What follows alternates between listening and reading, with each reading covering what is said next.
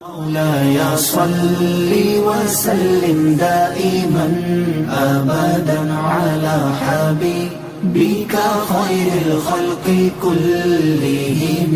مولاي صل وسلم دائما أبدا على حبيبك خير الخلق كلهم. مولاي صل وسلم دائما أبدا.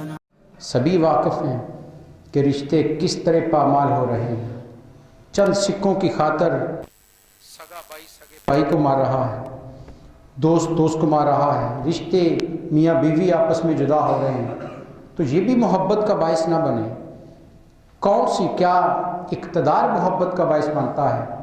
تاریخ انسانی شاہد ہے کہ اقتدار کی خاطر تو مغلیہ دور کو پڑھ لیں اور دنیا کی تاریخ پڑھ لیں، اقتدار کی خاطر تو اپنے سگے بھائیوں کو بلکہ حتیٰ کہ باپ کو جیل میں ڈال دیا گیا. یہ اتنا ظالم ہے، یہ بھی محبت پیدا نہیں کرتا. پھر کون سی نعمت ہے جو محبت پیدا کرتی ہے؟ قرآن کہتا ہے اس نعمت کو یاد کرو جس نے تمہارے دلوں میں محبت پیدا، الف بین قلوبکم، تمہارے دلوں میں محبت پیدا، الفت پیدا کر دی. کون سی چیز تھی؟ کون سی نعمت ہے؟ ہم ایک ایک نعمت کا ذکر کر رہے ہیں، تفصیل میں نہیں جا رہا، صرف اختصار سے آپ کے سامنے رکھ رہا ہوں ہر نعمت کو کہ کیا کیا دولت، اقتدار، طاقت. انسان سمجھتا ہے کہ طاقت بہت بڑی نعمت ہے، لیکن یہ طاقت انسان کو غلط کاموں پر اکساتی ہے. یہ طاقت بے لگام ہو جاتی ہے اور کمزور پر انسان چڑھ دوڑتا ہے. اس لیے طاقت بھی تو دوریاں پیدا کرتی ہے، الفت پیدا نہیں کرتی. کون سی چیز ہے جو الفت پیدا کرتی ہے؟ قرآن کہتا ہے اس نعمت کو یاد کرو. تو پھر کون سی نعمت ہو سکتی ہے؟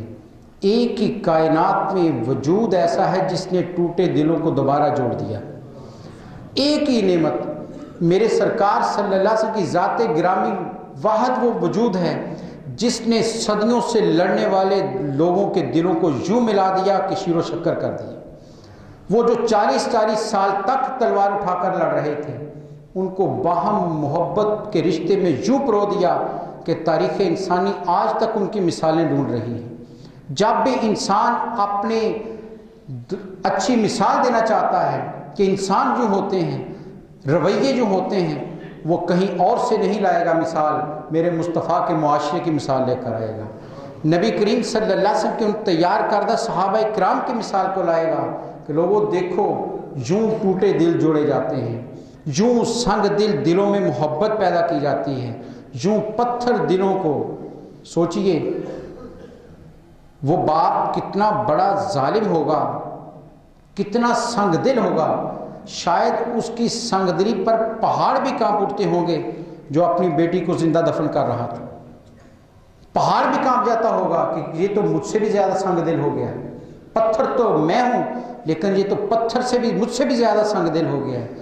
سوچئے جو بچی کو زندہ دفن کرنے والا باپ تھا کتنا سخت دل تھا اس کا.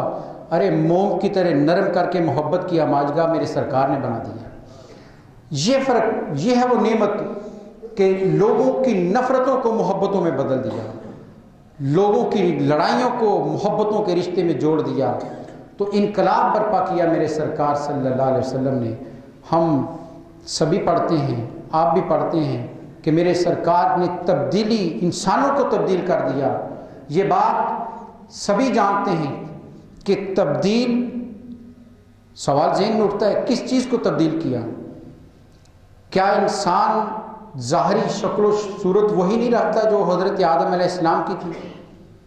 ازل سے لے کر آج تک ہر انسان 2 آنکھیں رکھتا ہے، 2 کان رکھتا ہے، 2 ہاتھ رکھتا ہے، 1 زبان رکھتا ہے، 2 پاؤں رکھتا ہے. یہی سب کچھ. اس میں نہ پہلے کبھی زیادتی ہوئی نہ آج تک زیادتی ہوئی ہے، کمی بیشی ہوئی نہیں ہے. ازل سے انسان کو اللہ نے یوں ہی پیدا کیا ہے. جب میرے سرکار صلی اللہ علیہ وسلم مکے میں تشریف لائے تو ابو جہل کے بھی 2 ہاتھ تھے، عتبہ کے بھی 2 ہاتھ تھے، ابو بکر صدیق کے بھی 2 ہاتھ تھے. معاشرہ بتاتا ہے کہ انسان، اور آج بھی ہر انسان دنیا کے کسی ملک میں رہتا ہو ظاہری شکل و صورت یہی رکھتا ہے. بازو زیادہ نہیں کیے، زبانیں زیادہ نہیں کی، آنکھیں 4 نہیں کی، وہی سب کچھ ہے. تبدیل کیا کیا ہے میرے سرکار نے؟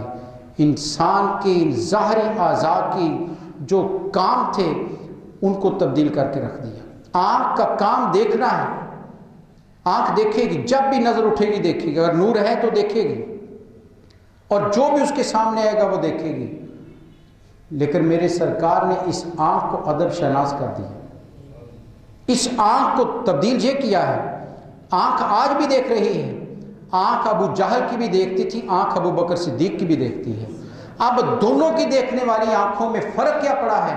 بظاہر تو دونوں کی دو آنکھیں ہیں، فرق یہ پڑا ہے کہ ابو جہل کی آنکھ کسی برے کام پر پڑتی ہے، کسی پرائی عورت پر پڑتی ہے، غیر محرم پر پڑتی ہے، اور صدیق اکبر کی آنکھ شرم سے جھکی رہتی ہے، حیا سے جھکی رہتی ہے۔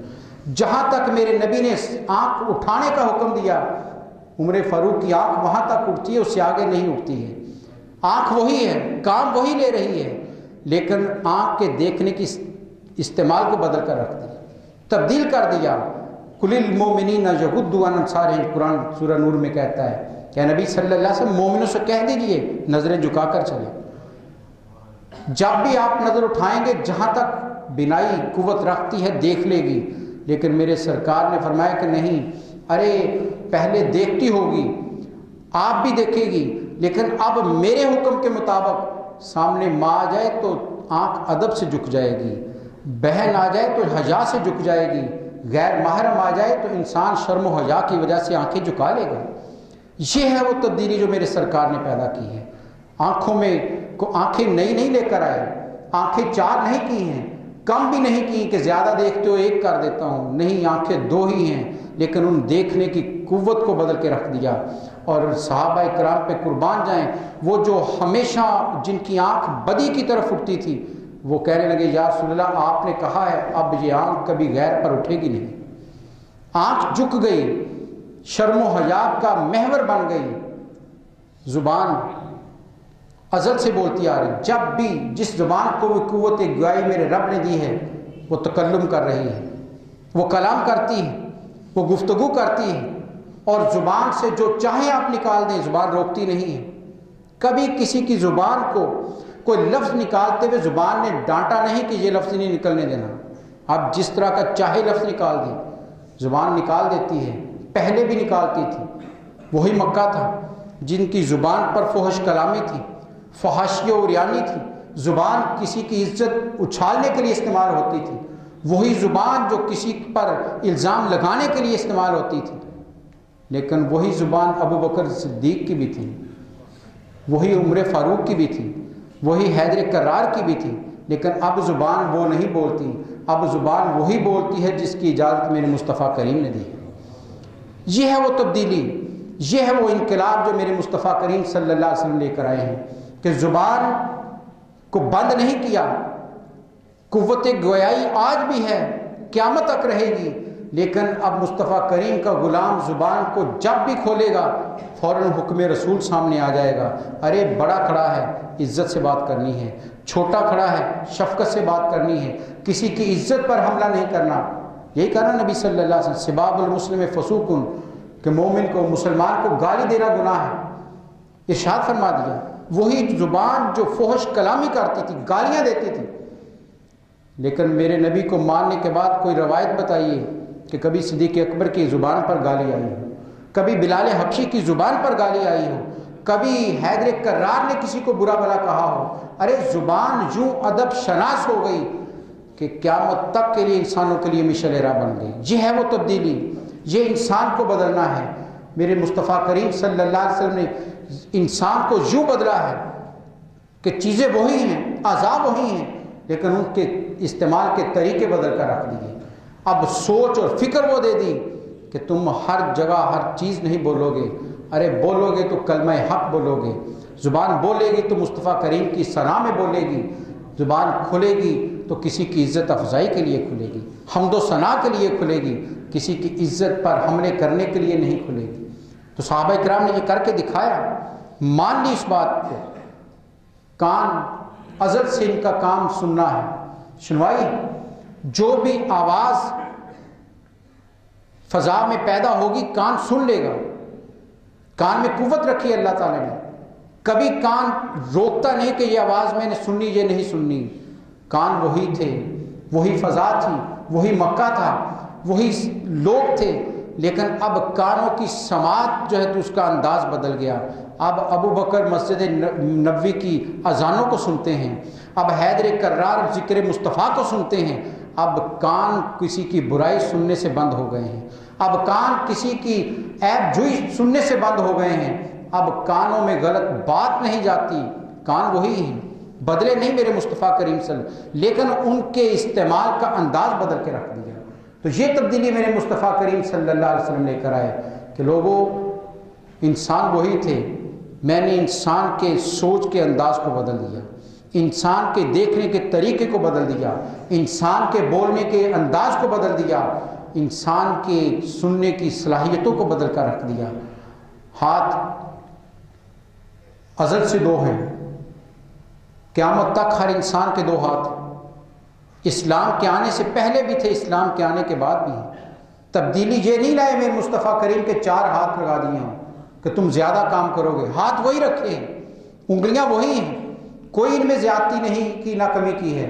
لیکن وہ ہاتھ جو پہلے کسی کا مال چھیننے کے لیے اٹھتا تھا، وہ ہاتھ جو کسی کی عزت اچھالنے کے لیے اٹھتا تھا، وہ ہاتھ جو کسی کو قتل کرنے کے لیے اٹھتا تھا، اب وہ ہاتھ کسی یتیم کے سر پر شفقت سے رکھنے کے لیے اٹھ رہا ہے. اب وہ ہاتھ کسی غریب کی مدد کے لیے اٹھ رہا ہے. اب وہ ہاتھ رب کائنات کے حضور دعاؤں کے لیے اٹھ رہا ہے. یہ ہے وہ انداز جو بدلا ہے ہاتھوں کا کہ لوگوں، ہاتھ ازل سے وہی تھے، لیکن ان ہاتھوں کا استعمال غلط ہو رہا تھا. یہ ہاتھ بے باک ہو چکے تھے، دست دراز ہو چکے تھے. میں نے ان کو ادب شناس کر دیا، میں نے ان پر پہرے لگا دیے ہیں. اب دیکھ لو میرے صحابہ کی طرف، کسی کا ہاتھ کسی کی عزت چھیننے کے لیے نہیں اٹھا ہے، کسی کا ہاتھ کسی کا مال چھیننے کے لیے نہیں اٹھا، کسی کو مارنے کے لیے نہیں اٹھا. ہمیشہ اٹھا ہے تو غریب کی مدد کے لیے اٹھا ہے. جب بھی اٹھا ہے کسی گرے ہوئے انسان کو اٹھانے کے لیے اٹھا ہے. تو یہ وہ تبدیلی ہے حضرات گرامی. جشن عید میلاد النبی کا جشن منانے کے بعد ہمیں سوچنا ہے کہ مصطفیٰ کریم صلی اللہ علیہ وسلم کیا دے کر گئے، ہمیں کیا انقلاب برپا کیا ہے، کیا تبدیلی آئی ہے معاشرے میں، کہ انسان کے ظاہری وجود کے وہی چیزیں ایسی کارآمد کر دی ہیں کہ ملائکہ بھی ان پر رشک کرتے ہیں. ملائکہ بھی رشک کرتے ہیں کہ ایسے انسان ہمارے بھی سر کا تاج ہے. تو وہ سر، سوچئے وہ سر ہمیشہ سے ایک رہا ہر انسان کا. حضرت آدم علیہ السلام سے لے کر آج تک ایک ہی سر ہے. لیکن وہ سر جو لات اور عزا کے سامنے جھکتا تھا، جو کسی غریب کی گردن کاٹنے کے لیے جھکتا تھا، اس سر کو رب کائنات کے سامنے جھکنے کے لیے تیار کر دیا.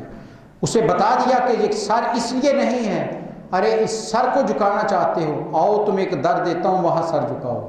اور خود رب میرے مصطفیٰ کریم صلی اللہ علیہ وسلم جب پورا معاشرہ لات عزا اور ہبل کو سجدے کر رہا تھا، آپ نے رب کائنات کو سر سجدے میں رکھ کر بتا دیا، لوگوں آؤ، سر وہی معتبر ہے جو جہاں جھک جاتا ہے، وہی سر کارآمد ہے، وہی سر بلند ہو جاتا ہے جو رب کائنات کے سامنے جھکتا ہے.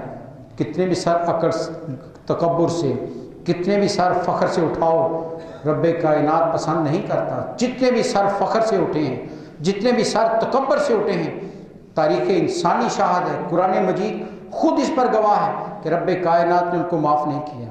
حدیث نبی صلی اللہ علیہ وسلم کی فرمایا، اللہ تعالیٰ ارشاد فرماتا ہے، الکبریاء ردائی، ارے تکبر، کبریائی، بڑائی تو میری چادر ہے، اور جو اس کو چھیننے کی کوشش کرتا ہے میں اسے کبھی چھوڑتا نہیں.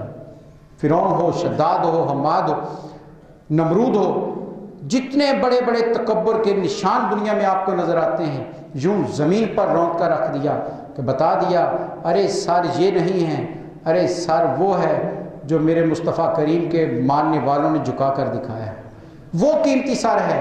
کیا وہ سر قیمتی نہیں ہو گیا جو بظاہر تو کٹ گیا، اپنے تن سے جدا ہو گیا، بظاہر تو زندگی ختم ہو گئی، لیکن بتائیے امام حسین کا سر بلند ہے یا نہیں ہے؟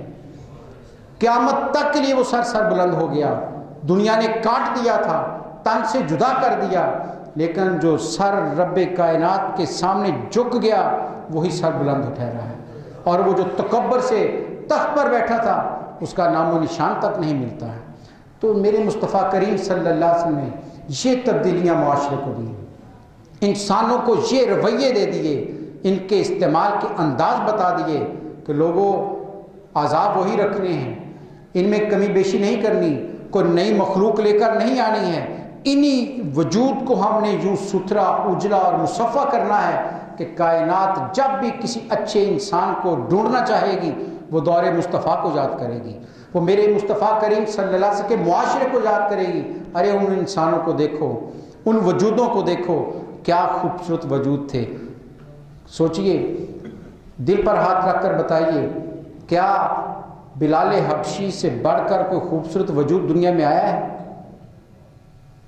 دنیا داری کے حساب سے تو وہ کالے تھے، رنگت سیاہ ہے، موٹے ہونٹ ہیں، شکل و شباہت خوبصورت نہیں ہے، لیکن وہ وجود میرے مصطفیٰ کریم کے کردار میں، ان کی سیرت میں ڈل گیا تو کائنات کے سارے خوبصورت وجود ان کے قدموں کی خاک بن کر رہتے ہیں۔ یہ ہے وہ تبدیلی جو نبی صلی اللہ علیہ وسلم لے کر آئے ہیں کہ انسانوں آؤ اپنے آپ کو بدلو، تبدیل کرو اپنے آپ کو۔ تمہارے ہاتھ، تمہارے کان، تمہاری زبان، تمہارے قدم، پاؤں سے آپ اٹھیں، قدم اٹھائیں تو قدم آپ کو لے جائیں گے جس منزل کی طرف آپ جانا چاہتے ہیں، نہیں روکیں گے آپ کو۔ آپ اٹھاتے چلے جائیں قدم، وہ آپ کو لیتا چلا جائے گا، روکے گا نہیں۔ ازل سے یہی ہو رہا ہے، آج بھی انسان قدم اٹھائے تو آگے کی طرف حرکت کرتا ہے، لیکن کیا تھا انسان کا یہ قدم؟ یہ کسی شراب کی محفل میں جاتا تھا، یہ جوئے کی محفل میں جاتا تھا، یہ بدکاری کی محفل میں جاتا تھا، کسی کی عزت چھیننے کے لیے قدم اٹھتے تھے، لیکن مصطفیٰ کریم صلی اللہ علیہ وسلم ان قدموں کو بھی ادب شناس بنا دیا، ان قدموں کو بھی ادب شناس کہ آپ یہ قدم اٹھیں گے تو مسجد کی طرف اٹھیں گے، آپ یہ قدم اٹھیں گے تو میرے ذکر کی محفل کی طرف اٹھیں گے، ارے یہ قدم اٹھیں گے تو کسی غریب کی مدد کرنے کے لیے اس کے گھر کی طرف اٹھیں گے۔ قدم وہی ہیں، پاؤں وہی ہیں، لیکن ان کے چلنے کے انداز کو بدل کر رکھ دیا۔ یہ ہے وہ تبدیلی حضرات گرامی، وہ نعمت جو قرآن کہتا ہے اس کی وجہ سے تمہارے اندر محبتیں پیدا ہوں، یہ ہے جو تمہارے اندر محبت پیدا کرتی۔ سوچئے، جو انسان ہمیشہ زبان صاف ستھری استعمال کرتا ہو، ہمیشہ اس کی زبان سے لوگوں کی عزت افزائی نکلتی ہو، بڑے کا ادب، چھوٹے سے شفقت کے جملے نکلتے ہوں، بتائیے کیا اس کی محبت دل میں پیدا ہوگی یا نہیں ہوگی؟ وہ ہاتھ جو ہمیشہ کسی غریب کی مدد کے لیے اٹھتا ہو، وہ ہاتھ جو کسی یتیم کے سر پر شفقت کا رکھنے کے لیے اٹھتا ہو، بتائیے کیا اس شخص کے لیے دل میں محبت پیدا ہوگی یا نہیں ہوگی؟ اور وہ سر جو ہمیشہ رب کائنات کے سامنے جھکنے والا ہو، وہ سر جو ہمیشہ عاجزی اور انکساری سے جھکا ہوا ہو، لوگ اس سے محبت کریں گے یا نہیں کریں گے؟ تو قرآن کہتا ہے یہ نعمت ایسی تمہیں دی ہے۔ ارے نبی صلی اللہ علیہ وسلم کے آنے سے پہلے انسان وہی تھا، وہی سب کچھ رکھتا تھا، لیکن یہ ایسا وجود تمہارے اندر آیا ہے کہ تم جو دوسروں کے گلے کاٹ رہے تھے، مال چھین رہے تھے، تمہارے اندر نفرتیں تھیں، اس وجود نے آ کر تمہارے اندر جو محبتیں پیدا کر دی ہیں۔ محبتیں پیدا کی یا نہ کی؟ کہاں سے مہاجرین ہجرت کر کے آئے تھے مکہ والے، کوئی ساز و سامان نہیں، رات کے اندھیرے میں مکہ سے نکلے ہیں، خالی ہاتھ نکلے ہیں، اور انصار مدینہ اپنے گھروں میں بیٹھے ہیں، گھر بار ہیں، کھانے پینے کی چیزیں ہیں۔ کیا میرے سرکار کے آنے سے وہ مہاجر اور انصار یوں شیر و شکر نہیں ہو گئے کہ دنیا آج تک ان کی مثالیں ڈھونڈ رہی ہیں؟ آج تک پاکستان میں یہ مسئلہ ہمیشہ رہا مہاجر اور مقامی کا، گلے کاٹے جاتے ہیں، انسان مارے جاتے ہیں کہ تم باہر سے آئے ہو مقام۔ یہ روہنگیا کے مسلمانوں کے ساتھ ظلم کیوں ہو رہا ہے؟ برما مانتا نہیں کہ تم یہاں کے رہنے والے ہو، قتل کیا جا رہا ہے، مارا جا رہا ہے، نسل کشی کی جا رہی ہے۔ ہمارے پاکستان میں مہاجر اور مقامی کی لڑائی جاری ہے۔ ارے مصطفیٰ کریم صلی اللہ علیہ وسلم کی نعمت، ان کے آنے کو شکرانہ اس پر ادا کرو کہ وہ آئے تو مہاجر اور انصار کو یوں جوڑ دیا کہ تاریخ کہتی کہ پھر کبھی مکے میں اس بنیاد پر جھگڑا نہیں ہوا کہ تم مہاجر ہے میں مقامی، کبھی مدینہ کی سرزمین پر اس بات پر جھگڑا نہیں ہوا کہ تم مہاجر ہے نکل جہاں سے میں جہاں کا رہنے والا ہوں۔ یہ ہے محبتیں، یوں محبت میں آپس میں پرو دیا کہ انصار مدینہ نے اپنے دل کھول کر سامنے رکھ دی۔ کھولے یا نہیں کھولے؟ گھر کا سارا سامان 2 حصوں میں بانٹ دیا کہ یہ آدھا تمہارا ہے آدھا میرا ہے. گھر کے اندر پورے گھر کو 2 حصوں میں تقسیم کر دیا، آدھا تیرا ہے آدھا میرا ہے. یہ کون سا جذبہ تھا؟ یہ محبت رسول ہے جس نے جوڑ دیا. یہ ہے وہ محبت. فَأَلَّفَ بَيْنَ قُلُوبِكُمْ. قرآن کہتا ہے تمہارے اندر محبت پیدا کر دی. ارے اس نعمت کا یاد کر لیے، اس نعمت کو بار بار ذہن میں رکھیے جس نعمت کے آنے سے دنیا جو محبت کے لفظ کو بھول چکی تھی. ماں سے بڑھ کر کسی سے محبت کیا ہو سکتی ہے؟ یہی ہے نا آج بھی کہتے ہیں کہ اولاد کو سب سے زیادہ محبت ماں سے ہوتی ہے، لیکن وہی ماں مکے کی سرزمین میں باپ کے مرنے کے بعد جائیداد کی طرح وراثت میں تقسیم ہو کر بیٹے کے نکاح میں آ جاتی تھی. یہ معاشرہ تھا کہ ماں اتنی بے بس ہو چکی تھی کہ وراثت تقسیم ہوتی ہے. آج بھی باپ مر جائے جائیداد تقسیم ہوتی ہے. تقسیم ہونے کے بعد بیٹے کے عقد میں آ جاتی تھی. وہ چاہتا گھر میں رکھے، وہ چاہے باہر نکال دے، جائیداد ہے. لیکن قربان جائے میرے نبی صلی اللہ علیہ وسلم کی عظمتوں کے، اس زمین پر گری ہوئی ماں کو اتنا سر بلند کیا، فرمایا لوگوں جنتیں ڈھونڈنے کے لیے دن رات ایک کرتے ہو، جاؤ تمہاری جنت تمہاری ماؤں کے قدموں کے نیچے. تو دوڑتا ہے انسان ماں سے محبت کیوں کرتا ہے؟ ارے یہ راضی ہو گئی تو میں جنت کا حقدار بن جاؤں. یہ محبتیں میرے سرکار نے پیدا کی ہیں، یہ الفتیں میرے سرکار کے آنے سے انسانوں میں پیدا ہوئی ہیں. تو قرآن کہتا ہے کہ یاد کرو اس نعمت کو جو ہم نے تم پر کی، تمہارے اندر محبت پیدا کر دی، اور اس نعمت کے محبت کے پیدا کرنے سے تم آپس میں بائی بائی بن گئے. تم بنعمت اخوانا، اس نعمت کی وجہ سے، اس نبی صلی اللہ علیہ وسلم کے آنے کی وجہ سے ارے تم آپس میں بائی بائی بن گئے. وہ جو دوسرے کو اپنے قریب بیٹھنے نہیں دیتا تھا، یہی معاشرہ تھا.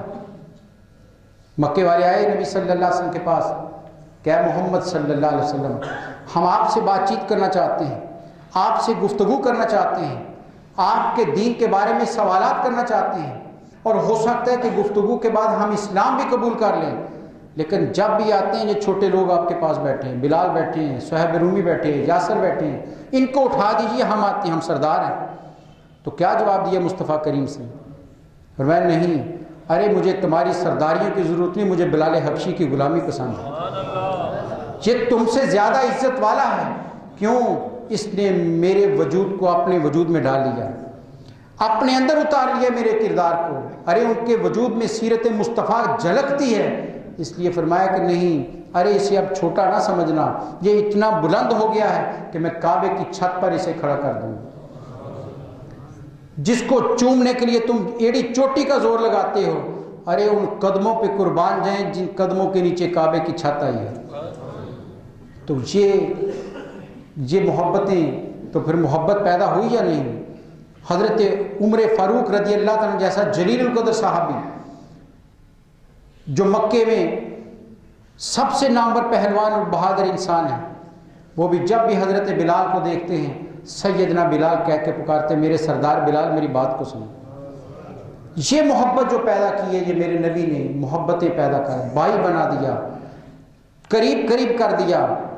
جس بھی چیز سے آپ دیکھیں گے، اپنے ظاہری وجود کے ہر اینگل سے آپ دیکھیے گا، ہر زاویے سے دیکھیے گا، انسان پہلے بھی وہی تھا، آج بھی اسی شکل و صورت میں آ رہا ہے، ظاہری وجود وہی رکھتا ہے.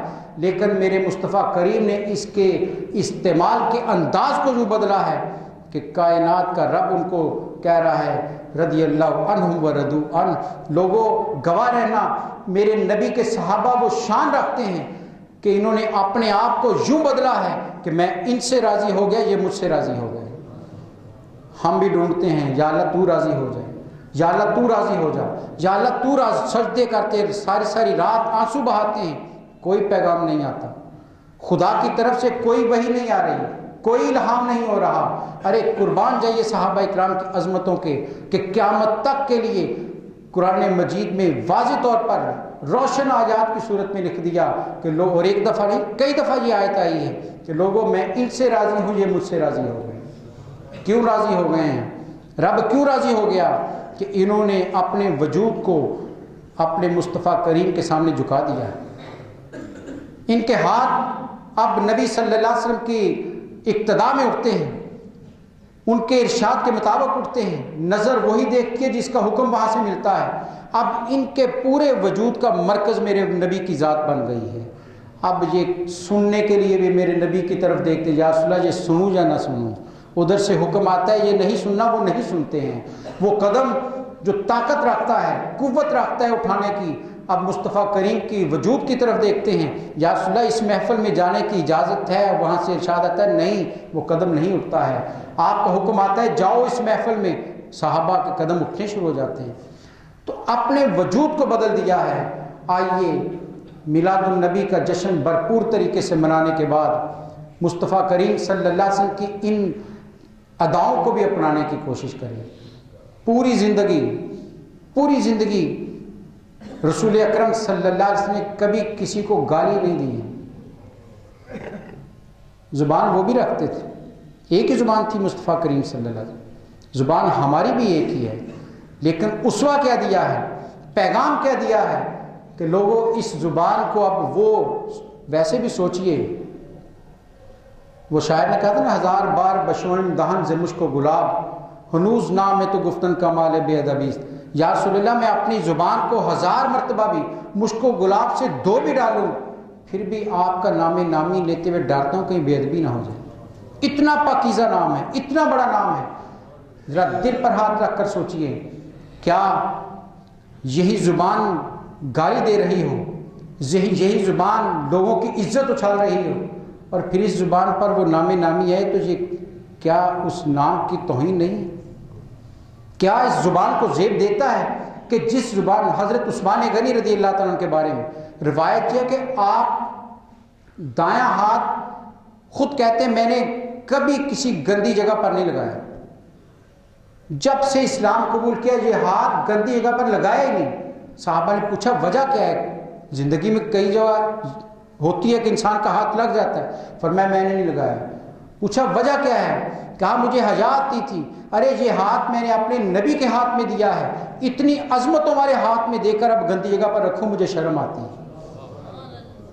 یہ ہے شان، یہ ہے تبدیلی، یہ ہے انقلاب جو نبی صلی اللہ علیہ وسلم دی۔ ہاتھ حضرت عثمان کے بھی وہی ہیں، کوئی الگ سے ہاتھ نہیں ہے، انگلیاں ان کی بھی 5 ہیں، لیکن ان ہاتھوں کو پہ قربان جائیں کہ جن ہاتھوں کو میرے نبی نے فرما دیا صلح حدیبیہ کے موقع پر کہ صحابہ بیعت کرو، عثمان کے قصاص لینا ہے۔ صحابہ آ رہے ہیں، میرے نبی کے ہاتھ پر بیعت کرتے جا رہے ہیں، سب نے کر لی، تو میرے نبی نے اپنا ہاتھ اٹھایا، سب سے اوپر رکھ کر فرمایا صحابہ گواہ رہو، یہ میرا ہاتھ نہیں عثمان کا ہاتھ ہے، میں اس کی بیعت کر رہا ہوں۔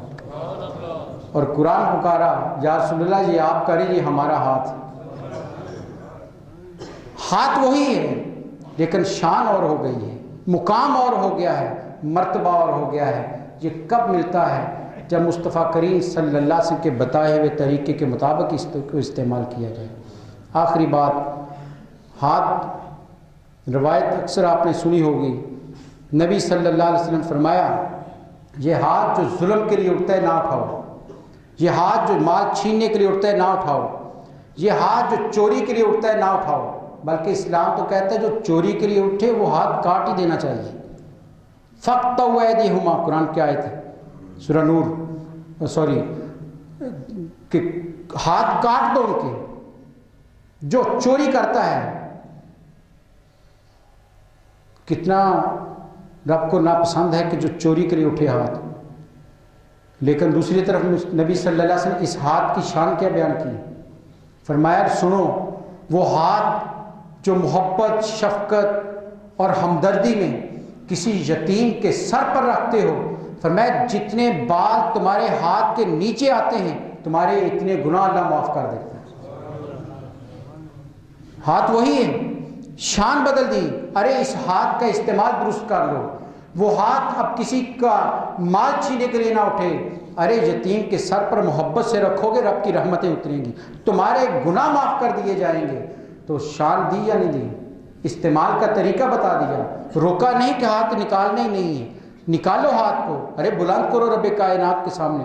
خود نبی صلی اللہ علیہ وسلم نے کتنی روایت، جگہ جگہ پر، قدم قدم پر ہاتھ اٹھتے تھے دعا کے لیے، پکارتے تھے اپنے رب کو، ارے ہاتھوں کا استعمال یہ ہے، ہاتھوں کا استعمال یہ، غریب کی مدد کرو۔ نبی صلی اللہ علیہ وسلم گھر سے نکلے، عید کا دن ہے، اور نبی صلی اللہ علیہ وسلم کی عید کی تیاری سیرت کی کتابوں میں پڑھ لیجیے آپ، کہ آپ اس دن غسل فرماتے، سب سے بہترین اجلا لباس پہنتے، خوشبو لگاتے، اور بڑا امامہ شریف باندھ کر گھر سے پوری تیاری کے ساتھ نکلتے۔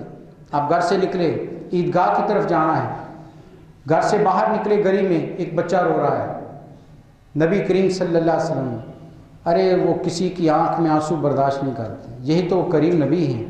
بچے کے پاس گئے، پوچھا بیٹا کیوں رو رہے ہو؟ اس نے کہا یا رسول اللہ صلی اللہ علیہ وسلم آج عید کا دن ہے، سارے بچے اپنے باپ کا ہاتھ پکڑ کر عیدگاہ کی طرف جا رہے ہیں، خوشی خوشی جا رہے ہیں، میرا باپ شہید ہو گیا، یتیم ہوں، میں رو رہا ہوں کہ آج وہ ہوتا تو مجھے ساتھ لے کر جاتا، وہ نہیں ہے میرے ساتھ پر، مجھے لے جانے والا کوئی نہیں ہے۔ اٹھائیے سیرت کی کتاب، پڑھیے یہ روایت، یقین کیجئے انسان ندامت سے اپنے وجود کو دیکھ کر پانی پانی ہو جائے، ہم کیا کر رہے ہیں۔ نبی صلی اللہ علیہ وسلم اجلا لباس پہنا ہوا ہے، خوشبو لگائی ہوئی ہے، غسل فرمایا ہوا ہے، اور وہ بچے کے بارے میں حدیث کہتی کہ پورا وجود اس کا مٹی سے لتھڑا ہوا ہے، میلا کچیلا ہے۔ جب یہ سنا میرے مصطفیٰ کریم صلی اللہ علیہ وسلم آگے بڑھے، اس بچے کو اپنی گود میں اٹھا لیا، سینے سے لگا لیا، کہاں گئے؟ واپس اپنے گھر تشریف لے آئے، اور جا کر آواز دی، اے عائشہ رضی اللہ تعالیٰ عنہ، تو کہتی کہ میرا بیٹا نہیں، آؤ دیکھو اللہ نے ہمیں بیٹا دیا۔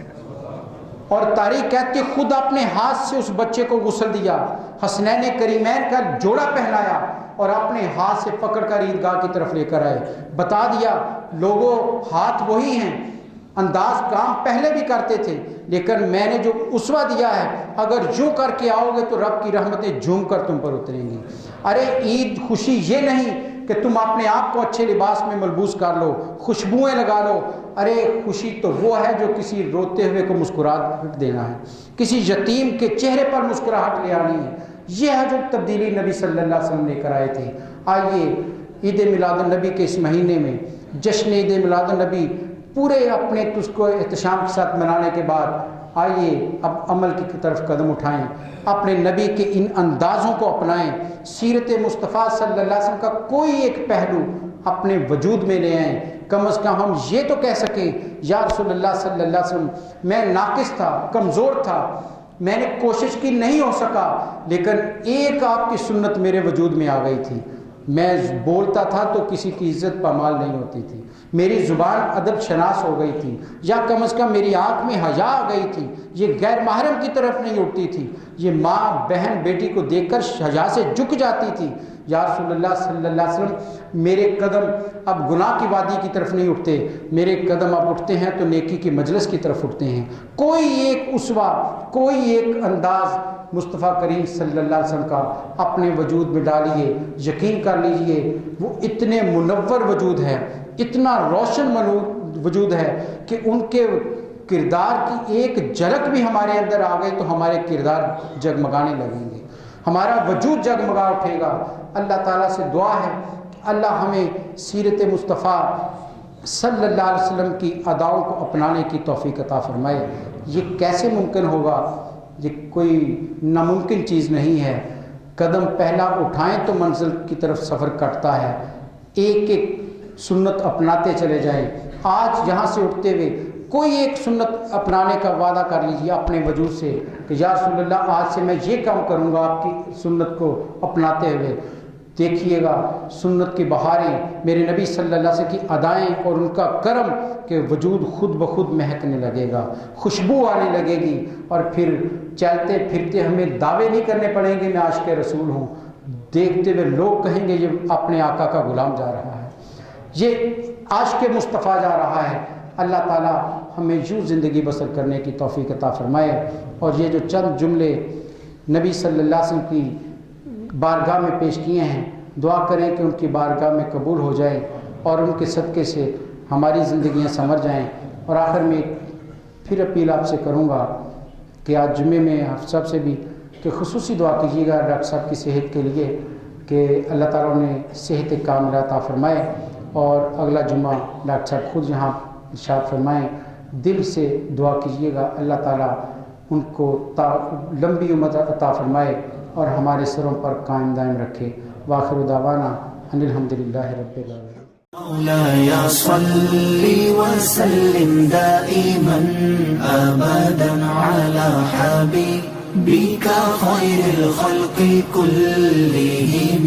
مولاي صل وسلم دائما أبدا على حبيبك خير الخلق كلهم. مولاي صل وسلم دائما أبدا